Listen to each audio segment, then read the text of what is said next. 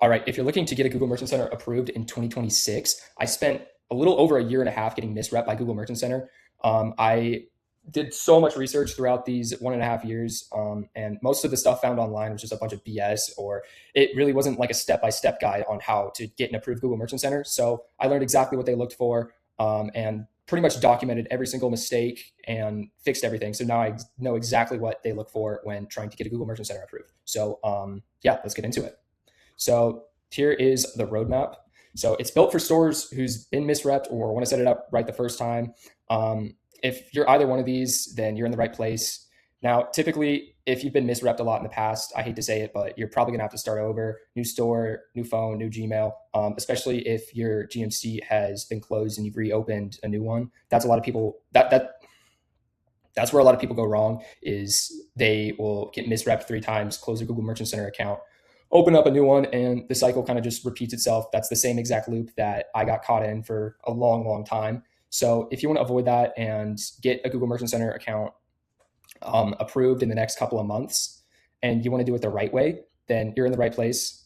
Now, full disclaimer before we get into this even more, if you are an impatient person or you can't handle doing things the right way, then leave this video now. To get an approved Google Merchant Center, you honestly have to do everything legitimate. It can't be a shitty website. Everything has to be legitimate. So this is not a shortcut. This is doing it the correct way.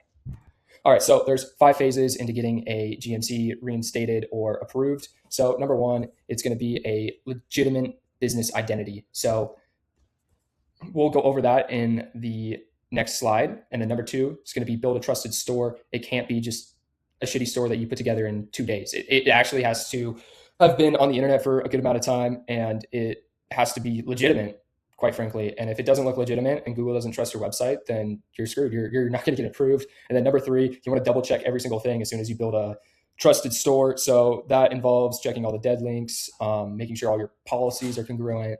And yeah, we'll get into that a little bit later. And then number 4 is going to be to actually launch your Google Merchant Center account. This is the easiest step. It's still pretty easy to mess up, but especially if you don't know what you're doing. But this step in particular is going to be the easiest practically out of all 5 steps. Then number 5, after you create your store, you're going to want to cause a misrep. Now, I know that sounds crazy. It's going to happen regardless, but you want to be the one with the playing cards. You're going to be auto misrepped as soon as you launch a PMAX campaign. And then from there, you're going to be able to see what went wrong, submit an appeal, and then you'll be approved. So it's unfortunately super common with these misreps. I don't think I've ever talked to someone that hasn't been misrepped on their store, especially for the niche I'm in. So it's pretty common, and you just got to do it correctly. I know it takes some time, but as soon as you can run Google ads, you make good money. So in my opinion, it's worth it, especially if you do it right the first time. But don't make the same mistakes I did. It shouldn't take you a year to get an approved Google Merchant Center. So let's get into phase 1. So phase 1, this is specific if you haven't already created a Google Merchant Center account. This is if you're trying to create one for the first time. Again, if you've had to close Google Merchant Center accounts and reopen them, you're probably already screwed, and you're gonna have to start back over at this point. And that involves creating a new Shopify store. It could be the same niche, you could use the same theme, but you pretty much have to rebrand everything.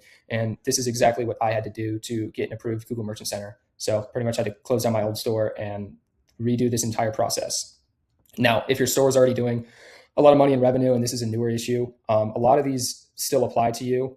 There's going to be a checklist in my bio. Now, this is information people normally pay for, but I'm giving it away for free. All you got to do is join my school community. So let's get into this. So weeks 1 to 4, you're going to want to do this before you even think about touching Google or Google Merchant Center. So you're going to want to buy a fresh domain. You're going to want to let this age. This is the most painful part about going with Google Merchant Center, is you have to wait a long, long time. So very, very first thing you want to do is buy a fresh domain. The other way you could do it is you can buy a domain that's about to expire. I'm not going to get into that too much in this video, but if you don't want to wait for the domain to age a little bit, then you can always buy a domain that's about to expire. Only downside with that is you don't really get to choose your domain name, and most of the times they're pretty shitty, but it does give you a better success rate with getting approved for Google Merchant Center. Then number 2, this is especially important if you've had a Google Merchant Center before and got banned, or you have a Google Merchant Center right now and you're about to create a new one. You do not want any linkage between accounts. So you're going to set up a proxy so Google does not see that that this computer has been previously banned on Google Merchant Center. Nothing I talk about in this video will work without a proxy. Super, super important. Number 3 is going to be set up a phone. You don't want to use a virtual phone like Google Voice. Even like a Go high level CRM phone number, don't use. We'll get into that more as well. Then create Gmail. And then the worst part is you're going to have to wait a long ass time. All right, so number 1, buying the fresh domain. Before you even think about creating Google Merchant Center, you want it at least 14 days old, preferably 30 days plus. That's kind of the sweet spot that I've seen. Me personally, especially if you're putting a lot of effort into building a website, I would let the domain age for minimum 30 days. 14 is kind of risky. And then you're going to want to start building your site now while you wait. I know, really sucks that you got to wait while your domain ages, but if you just go for it immediately, chances are you're probably going to get banned. And then you want to pick a name that doesn't look like a throwaway store. That's pretty obvious. And then where to buy your domain. I would go to Namecheap. That's where I use. Obviously, if you're watching this, you already know how to do this. Now, if you wanted to buy an age domain already, use expiredomains.net. And then these are the filters you're going to want to use. And maybe you'll get lucky and find a domain name that is actually pretty decent. And you can just purchase that one and be good to go instantly. So step 2 is going to be setting up your proxy. Google tracks your location, catches repeat accounts. This is where I went wrong for a lot of misreps. A proxy is super, super important. You're going to only use this for Google Ads and Google Merchant Center. You're never going to want to access your Shopify, personal Gmail accounts. The only thing that's going to live in this proxy is the Gmail you create in it, which we're going to talk about in the next step. And then your Google Merchant Center account and Google Ads. And with Google Ads and Google Merchant Center, you're never going to want to access those outside of the proxy. So that pretty much sums up what the proxy does. Proxy tools I use, I would buy the proxy from IP Royal, super, super cheap. They're $2 to $4 a month. And then you're going to want to pick ISP as the proxy type. And I mean, it's pretty self-explanatory. If you want to see how to do this step by step, just join my Skool community below. And then you're going to pair it with Dolphin Annie. This is free. That runs the proxy, so Google can't fingerprint you. Step 3, you're going to have a few options with the phone. Since you can't use a virtual phone, the safest option is just going to be to have a cheap phone. And this phone is only going to be used for Google Merchant Center and Google Ads. You can port this number out later. You just want to have a number that's on a physical SIM and a physical device. Now, you do want a device other than your personal one. You can use your personal if it's never been linked to a Google Merchant Center suspension. Again, be very, very cautious on this. You do not want to use your phone if it's been linked to a Google Merchant Center suspension in the past, because they will also track that and you'll get banned. A lot of gurus say that's not true, but just this is what I've done that has worked in the past. Yep. And then if you don't want to do that, cheap phone, that's personally what I did. You can also get a eSIM. eSIMs are a little bit iffier, but they still work. The one that I've used in the past that has also worked has been a Tello eSIM. It's $8 a month. And then you can connect it to your personal phone. I don't know the process if you have an Android, but it's pretty freaking easy if you have an iPhone. And then you're going to want to pick a number in your registered state or country. I'm assuming most of the people dealing with this are from the United States. If you're not, let me know in the comments below. But I know for the UK and the United States in particular, they are the most strict on Google Merchant Center.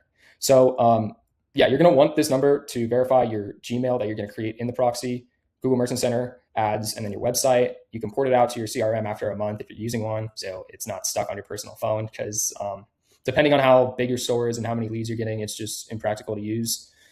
And that's pretty much it for this. Again, super, super important step. If you're using a virtual number, they will find it, and your chances go down significantly of getting approved, especially if you have a fresh domain and a fresh Gmail that you're creating the Google Merchant Center account on. All right. Now, here comes the fun part. You're going to create a Gmail inside the proxy that you just used or just bought. So you're going to open up Dolphin Annie, and then you're going to go to Google and create a new Gmail. And then you don't have to use this format. It can be whatever you want. I'll just do yourstore@gmail.com.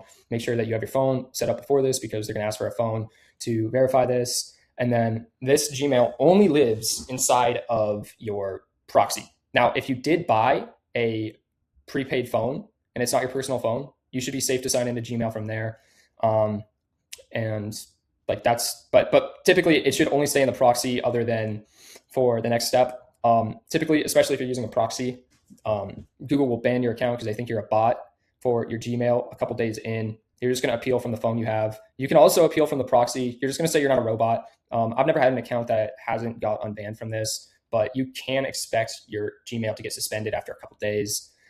And that's completely normal. And with this Gmail as well, it's super, super important to warm it up. And with warming it up, you're just going to want to watch YouTube on it every day, sign up for a couple newsletters, and just make it look like a real Gmail account with legitimate use. And yeah, we just kind of went over most of this. And then optionally, you can also use instantly.ai to warm it up a little bit more. I'll make a separate video about that, but you pretty much just connect it and it's going to send emails out of that account and you're going to get emails into that account. So there's more activity. That's completely optional, but you do want some emails sent and some emails received, because if there's no email sent or received, there's just no trust. And you're going to want to let this Gmail account warm up for, again, minimum of 14 days. Honestly, I would get this started to set up the day that you buy your domain. This one isn't as important as the domain, in my personal opinion, but it's still really, really important because you want your trust score on this Gmail account to be higher. Because if it's just a fresh account that was created that day and you go to apply for Google Merchant Center, like their system's just going to auto ban you. Like this is unfortunately what you got to do. And then while you wait for your Gmail and your domain to age, I'm assuming if you're dealing with this, you probably already know what to do, but you're going to build out your website. You're going to make it super high trust. I'm going to go into how to make your website super high trust in the next slides. You can run meta ads if your product is low ticket. That's fine. That adds trust. But in my case, my particular niche, you can't really run meta ads. And then you just want to focus on trust, not traffic. Google really, really cares about trust. They don't really care if you're a brand new store, they don't care about traffic. You just want to be high trust in Google's eyes. All right, now for building your store, here's a couple things that you're going to need to get approved. In this phase, you're going to want to follow the guideline docs. So that's in the link in the description. It's a 53-page document that I put together that has every single step, every single little thing to look for. That honestly, if you go through it and follow every step, then you're not going to have an issue getting approved whatsoever. And then we're going to talk about the must-have pages and policies, and then a couple other things. So you're going to want to do this. We already talked about that. And then must-have page policies, you're going to want to have a return and refund policy. These have to be unique. You cannot just use a template and then expect it to work. Google knows it's a template and it's pretty low trust. So what you're going to want to do is rewrite it with AI and then go through it, change a couple things manually, just so it doesn't look like a template, but they all have to be unique. And then these are the 6 minimum pages you want to have. I'm going to have a template down below for this as well. So you have templates for all these, rewrite it with AI, make it true for your business. And that's pretty much it for the policies. These are super important. People mess them up all the time. We're going to get into it more later. And then, yep, every single policy has to be unique. All policies match across the site. People mess up there all the time. And then every single policy is going to end with a contact block. For example, need more help, contact us here. And it's going to be business name. You can do your address. Then you need your phone, need your email, customer service hours. So for example, like Monday through Friday, 9 a.m. to 5 p.m. MST, response time, something like we typically respond in 24 hours. And that's it for this section. And then you're really, really going to want an about page. This is super important. And a lot of issues I've seen in the past from other people, including myself, when I didn't know how to do this correctly, you're going to want to handwrite your about page. So no AI, no templates, no copy paste, literally write the whole thing out by yourself. Don't use any AI. Google knows it's AI. So just keep it simple, honest, human. No fake reviews, no fake history or fake credentials. You know, if you make some elaborate backstory about your business and you're like, it was founded in 1988 by 3 sisters, but the domain was registered 10 days ago, then like they know it's bullshit. And then Google, in Google's eyes, that sends a signal that you're untrustworthy, and then bam, misrep, and you're screwed. All right, what you must have in your footer, again, super important. You're going to want to have your business name, address, phone, email, customer service hours, response time, and then also have every single policy listed. And then additionally, I would like have a mission statement in there, just a couple sentences with like what your mission is with the website. No AI, just write it by hand. And then footers, don'ts. You do not want to link your like Instagram, Facebook, whatever it is. If you have no socials or low followers or fake followers following the account, Google knows. I don't know how they know, but trust me, they know, and you don't want to do that. And then you want to make sure socials have more than 20 posts. Most of the time, especially if you're new at this, your socials are not going to be solid. And in most cases, it's better just to leave them out. And then obviously no fake reviews. Then as far as bold claims go, that applies everywhere. So anywhere on your website, you can't have a bold claim like overnight shipping, price match guarantee. Any kind of guarantees or warranties are kind of like a hell no in Google's eyes. So make sure you avoid those as well. And now at this point, hopefully you're domain is going to be aged 30 plus days now. Same with your Gmail. So the waiting's over, hard part's over, which is honestly just the time it takes to set this freaking thing up. And 99% of the time, you're going to catch a bunch of small stuff before you go to apply for Google Merchant Center. So we're going to talk about the final website audit, dead link checker, Microsoft Clarity, and just being meticulous overall. And just to start, you're going to audit every single page twice. Typos and inconsistencies kill approvals. So I'm literally talking, go into your store and check for any small typo. They will flag you and ban you.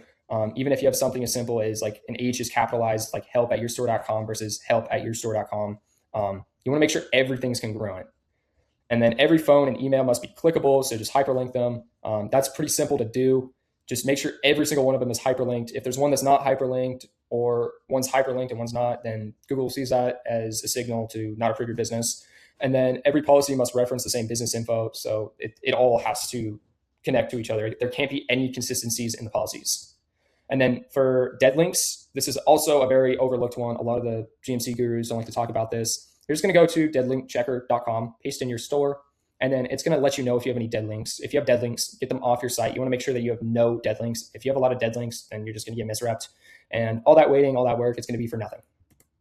And then you're going to want to install Microsoft Clarity. This is another really, really neat tool people don't like to talk about, but you're pretty much going to see recordings of anyone that goes onto your site. So in the off chance you do get misrepped by a real person after the first review, you're going to be able to see exactly what they looked at and exactly what to fix. So this is a must-have, especially like if you fail the first appeal. You're really, really going to want to have this. This helped me a lot when I got misrepped. So moving on. You just want to be super, super anal now, super meticulous. I'm not even joking. Spend hours going through your policies. Any missing little details, it's just going to equal months of misrep. And it's better to get everything correct now than wait and like deal with misreps in the future. And unfortunately, I've learned this the very hard way. And as long as you follow every step in this guide, your odds are going to go up massively. All right, now number 4, we're going to talk about launching your Google Merchant Center. This part is probably the easiest part in the entire process. And it's going to be pretty much, I'm going to cut that part. And as long as everything matches, super easy to get past this part. You're going to verify as an individual, not a business, when you get prompted to ask to. If your ID was already used in a past Google Merchant Center account, this is super important because if your ID was used in a past Google Merchant Center account, then they're just going to auto ban you. I don't care what any other Google Merchant Center guru has. I followed all these steps, input my ID, and since it was different, they'll just auto ban you. So if you've had past Google Merchant Centers that have been banned and you've submitted your ID in the past, then ask a trusted family member, partner, friend, make sure you get their permission and just use that to verify. Because if you verify as an individual and you've been banned in the past, then it's not going to work. A lot of gurus say this isn't true. Just maybe they're right. Just in my experience, using my ID after getting banned several times has never worked. And then at this point, you're going to upload, about 10 products. Doesn't have to be exact. I use Simprosys. I'll make a video on how exactly to upload all these to Google Merchant Center. I would start with like 10 products. Don't flood the feed on day one. So just small amount of products. And at this point, they're going to go into review for another 7 to 10 days. And yeah, got to wait even more. Yep. And then after they get approved, most of the time they're going to say approved. You're not done yet. It's pretty typical for them to show approved, and you're going to be banned as soon as you create the ad account.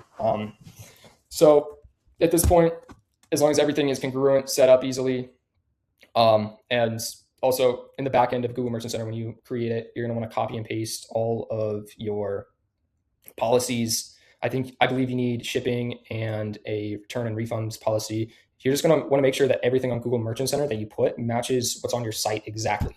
Even a small typo will make sure you're banned. And if you want to avoid that, just don't have any inconsistent information on Google Merchant Center and Shopify. All right, now here's the thing. You're going to have to go for a misrep now. Regardless if you try and go for a misrep or not, you're probably still going to get one. That's just Google's policy with my experience. Then you're going to set up Google Ads. There's no really like right or wrong way to do this. Just link your Google Merchant Center account. That's pretty simple. And then same thing here, just verify as an individual if it asks you to, and then you're going to set up a PMAX campaign. And then, you're probably going to get misrepped here, like within the first impression. It's normal. Don't panic. And this is where all the hard work you've done is paid off. You're probably going to be banned by an automatic check, which is typically normal what happens. I don't think I've ever seen where someone gets manually misrep the first time they set up Google Ads. So it's going to be an automated check that you're going to get banned with. Completely normal. Now, as long as you follow these next steps, then you're going to get unbanned. So yeah, just normally automated. Automated equals you can't use Microsoft Clarity to see a reviewer. That's fine. That's pretty much it for this part. Now you're going to want to fix some things on your site. I would go through, check for quite a long time again. You're probably going to find a couple more things that you missed and then fix it. If you don't find any issues whatsoever, there probably still is one. Or if there isn't and it was just an automated check, you're still going to want to change some stuff on your site. Because if you just request another review and haven't changed anything, there's a chance that you're just going to get automatically reviewed again, and then you'll be on the same spot and you won't even know what you're doing wrong. Now, at this point, after you change a couple things, it's going to trigger a real human review. And as long as you followed everything, made sure everything's correct, by this point, your appeal should be approved. If it's not approved, then you can use Clarity and see exactly what went wrong, what they're looking at on your site, and then you can fix it from there and go for another appeal. And yeah, rushing equals automated re-review, same result. And I would wait a couple days after the first misrep and just change a couple things. Take your time, just be slow. You don't want to request a review the same day you get misreps because Google sees that as a red flag. And that's pretty much it for this section. And then the more reviews you request, the lower your chances of getting an approved Google Merchant Center. And then from here, as soon as your Google Merchant Center is approved, you're pretty much on probation for the next month minimum. So I would start with adding 5 new products to GMC each day. Then after a week, you can add 10. And then after week 2, you're pretty safe to upload a good amount. I wouldn't do more than like 50 a day after week 2. But after the first month, then you're pretty much good to upload as many as you want, as long as it's not like 10,000 in one day or 1,000 in one day, like a couple hundred's fine. But the 30 days after your Google Merchant Center is approved, they're going to be watching you very, very closely. And you'll see that on your Shopify analytics because there's going to be a lot of bot sessions. Yeah. All right, then if you want the checklist templates and you want to ask me questions and get some good answers, then just join the link in the bio. It's free right now. I'll be pretty active on the community and answer any questions anyone may have about Google Merchant Center. And then, yeah, like I said, you get the free Google Merchant Center checklist, every policy template, and then there's going to be more videos coming soon on how exactly to do this step by step. I hope this had some valuable information, and I will see you in the next video. Peace.